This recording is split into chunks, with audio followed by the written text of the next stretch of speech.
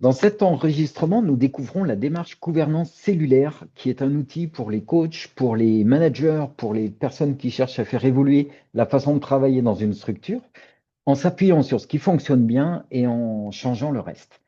C'est un document qui est breveté, qui est déposé en CC by SA, Creative Commons by Sharealike. Ça veut dire que vous avez le droit de vous en servir, de la vendre, de faire des formations dessus. Vous avez même le droit de la faire évoluer. Par contre, si vous la faites évoluer, l'imposition, c'est de la repartager de la même manière. C'est un document dans lequel on circule avec la carte mentale qui est ici en icône, qui est en dessous. Donc, il faut cliquer dessus. Pour ça, il faut télécharger le PDF. Et vous tombez sur cette carte mentale avec au centre, bon, donc beaucoup d'éléments, et au centre, l'organisation, le lien, le sens. Et si on clique dessus, ça nous présente ce qu'on entend par ces trois dimensions. Donc le lien, la relation à soi, au groupe, aux autres, à l'environnement et au monde.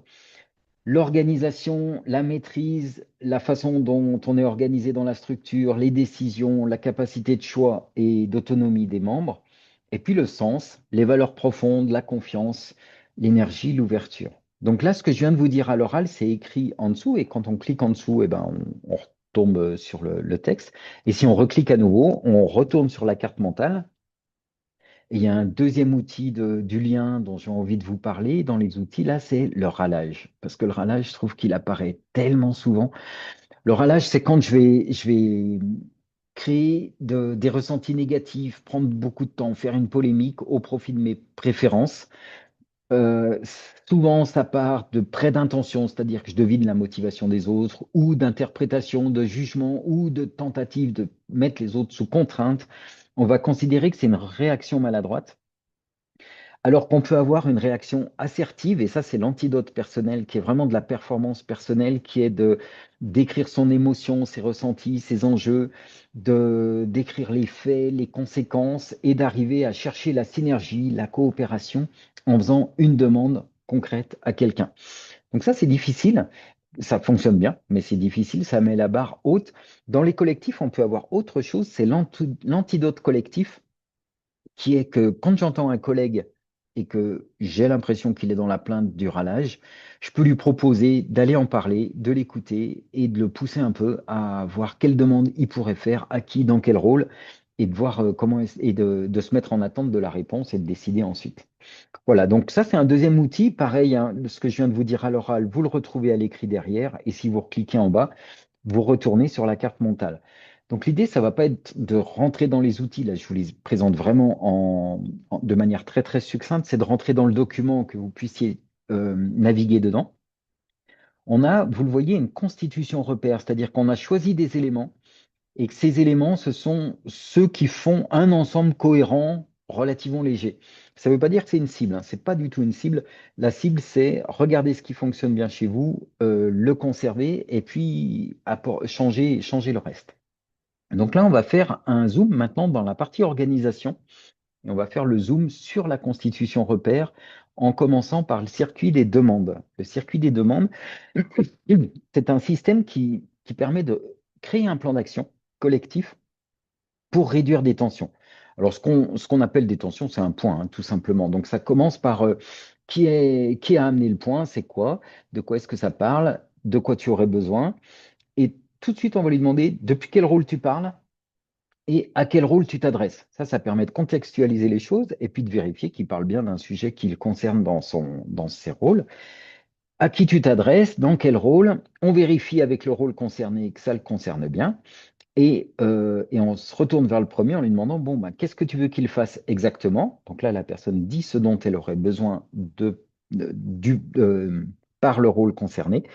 Celui-ci décide ce qu'il va faire, on inscrit ça dans le plan d'action et on demande au premier, est-ce que ça te suffit pour aujourd'hui? Voilà, donc c'est assez simple comme système.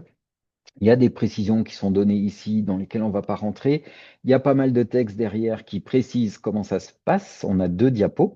Et puis on revient sur la planche à cliquer sur la carte mentale. Et là, on va regarder les décisions collectives. Et les décisions collectives, on va trouver un petit dessin qui est facile à présenter à tout le monde, qui est ensuite présenté avec un tout petit peu de texte pour expliquer de quoi il s'agit, comment ça fonctionne.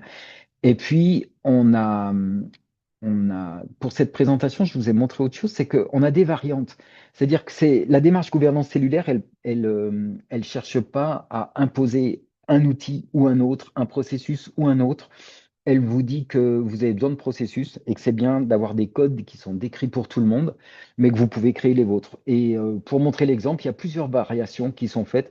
Donc là, la différence entre cette diapo et l'autre, c'est que entre la première proposition et la deuxième, il y a un tour de questions et de réactions, alors que dans la version précédente, entre ces deux versions-là, il y avait un tour de clarification séparé du tour de réaction. Voilà, donc c'est des petits réglages fins.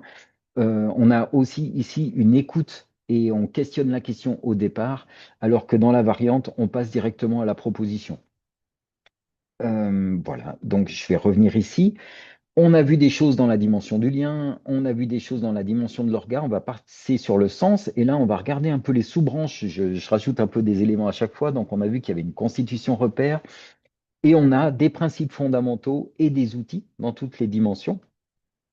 Et on va avoir dans le sens aussi une introduction qui présente les choses. Et là, j'ai envie de vous faire un petit zoom sur la philosophie de la démarche gouvernance cellulaire. Contribuer au vivant, elle a été créée pour ça, pour permettre à chaque personne, à chaque projet, à chaque organisme de manifester le pouvoir créateur qui l'anime dans l'exercice de ses responsabilités avec humanisme. Voilà, donc c'est une phrase un peu dense, mais qui dit qu'on va essayer de donner du pouvoir à chacun, de la capacité d'initiative, d'autonomie par cet outil.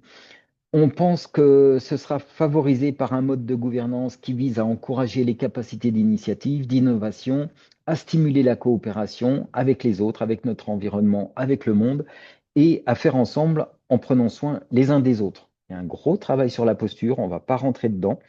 Par contre, je vais vous présenter une autre diapo, la suivante, qui parle des trois piliers éthiques qui sont inspirés de la permaculture et qui disent qu'on va chercher à bénéficier aux individus, au collectif et à l'écosystème global, c'est-à-dire à l'écosystème Terre. Voilà, c'était la présentation de la démarche gouvernance cellulaire. Vous pouvez retrouver ça sur Internet. À vous de jouer.